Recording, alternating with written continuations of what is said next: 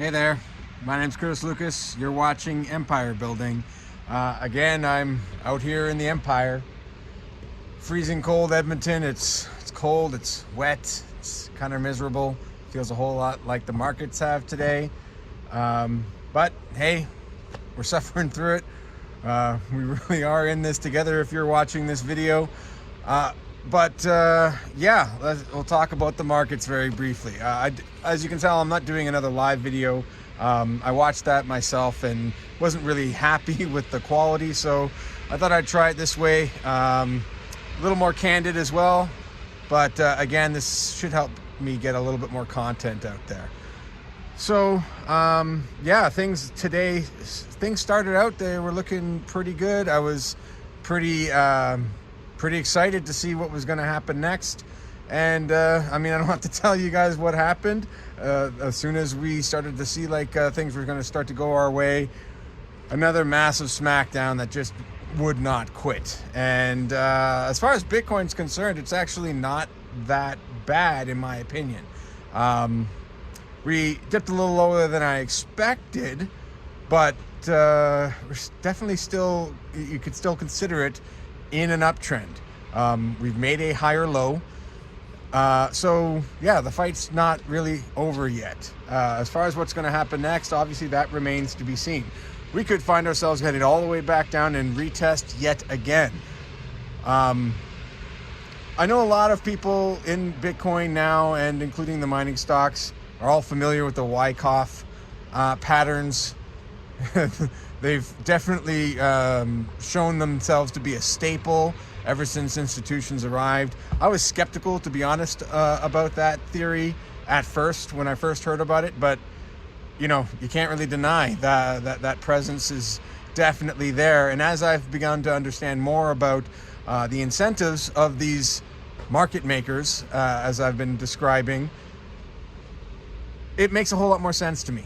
And I'm trying to get wiser to this kind of behavior.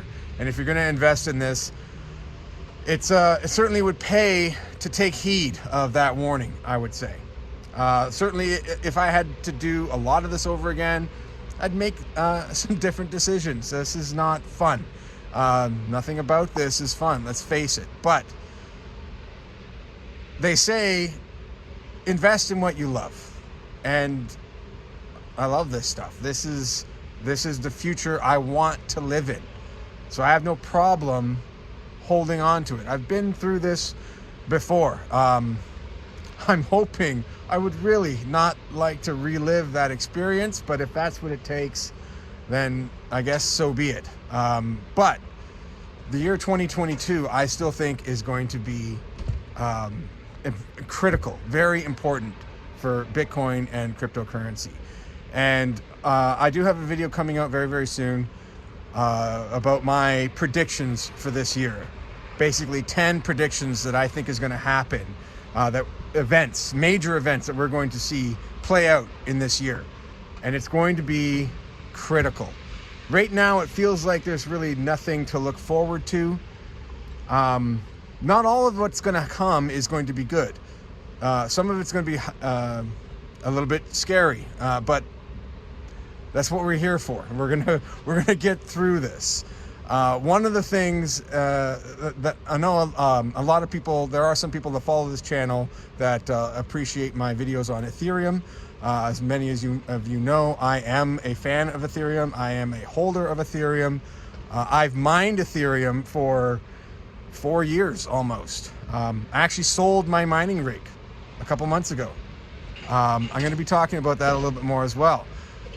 But because of what's happening in Ethereum, that whether or not you're invested in Ethereum or not, especially if you're invested in Bitcoin miners, Ethereum is something you really want to be paying attention to, because the events that are going to unfold in that space is going to directly affect the, I guess you could say, public image of Bitcoin. That ESG narrative is going to resurface as a result of Ethereum's push and shift to proof of stake, leaving behind proof of work. And that is going to drive a lot of institutional adoption for those that are having a hard time swallowing the ESG pill from Bitcoin, or at least that narrative. So that's something we're going to have to contend with, and Bitcoin miners are going to suffer from that. Having said that, there's still room for both. I've always believed that.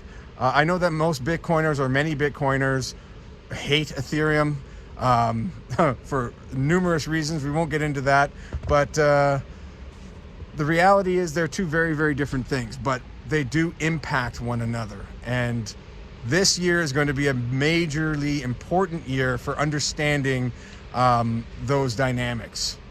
So nothing that we need to be worried about right now. Right now, all seems to be about, will Bitcoin hold? And the rest of it is really all eyes on Bitcoin. I know that there are a lot of other projects that occasionally we see a pump here and there. So the good news is it does appear that there's still an appetite for investment. BTCS, holy smokes! If anyone's been watching that, I'm going to do a little bit more research into them. They reached out to me to ask me to talk about them on the channel, and I did respond, but I didn't get an answer back. But they're an interesting company. I believe Charlie Lee, the founder of Litecoin, is on their board of directors. They've recently announced that they are going to begin allowing dividends to be paid out in Bitcoin. First publicly traded company to do so. It's quite impressive. But like I said, I haven't spent a whole lot of time looking into it. They do a lot of, if I'm not mistaken, I think they do staking, but I could be wrong on that. Like I said, haven't looked into it, but that was pretty impressive. And to see how much it skyrocketed as a result of that news was a pretty clear indication that there's still an appetite to invest in this stuff. And you can still see those kinds of events. I just wish I was a part of that one. Now, having said all of that, like we are where we are. And Bitcoin, all eyes are on Bitcoin. It's got to hold on here. If it moves sideways for another 2, even 3 months, I mean, that's what we did when we bottomed out at 30,000. It would make sense, based on that whole Wyckoff distribution model, that we repeat that same process here. So I'm not ready to give up.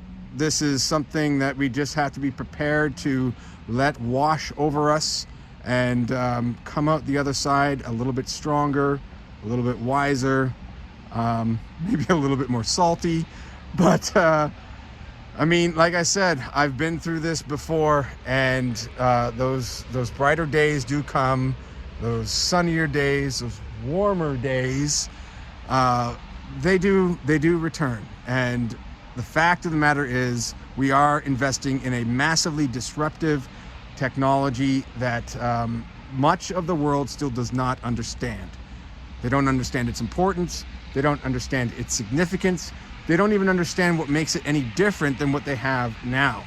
And of course, that goes along with the average person out there that they don't see how this would even benefit them. But that'll come in time. Mostly when they start to realize that everyone they know is using this technology and they're benefiting from it. It just takes time, and it's confusing. So people, I mean, if you think about the amount of time and effort you might have spent researching and trying to understand what is going on here, for some people that's hard. That seems like work. They don't want to do that. Learning computers, who has time for that? Really, what difference does it make? I mean, what do you think, we're all going to be using computers one day? Sound familiar? If anyone's been around long enough, they've heard those arguments before. There's a lot of content I wanted to actually do, sort of drawing those comparisons to how people responded to the early days of computers and the internet, and see how that ages, 20 and 30 years later, when we now just take it all for granted. It's the same effect is going to take place. But as we all know, there was a bubble there. I think we're all counting on there being a bubble this time. The problem is, what is that bubble going to look like? I mean, most of us would agree what we just went through, that doesn't that doesn't fit the litmus test of a bubble, because it didn't end like one. This big rounded distribution top, that's I've never seen a bubble end like that before. And to be honest, a $1 trillion market cap for a worldwide phenomena, just for Bitcoin and even all of cryptocurrency, it's nothing. That's not a bubble. As far as I'm concerned, that's still massively undervalued. So if that's how it all ends, then I don't even know. I guess we wasted our time. Then this was always nothing to begin with. But if this is what we all think it is, what I know it is, then there's a whole lot more to come. And we're just getting started. I mean, let's face it. Without even a Bitcoin ETF, a spot ETF, how can we even say this is a bubble? The average person still doesn't even know how to invest in it. That's not a bubble. So I put on that sort of gives me enough room to breathe and let this story play out. I don't know how it's going to play out, but I do know that we'll eventually get there.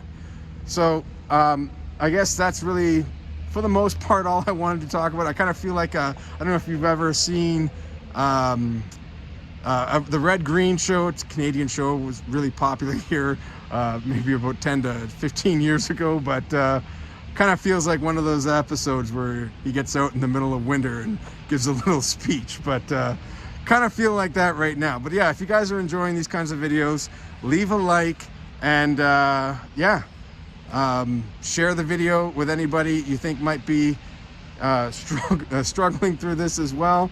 I mean, like I said at the beginning, I feel like we're all in this together. We'll get through it together, and like I said, just get smarter as we go.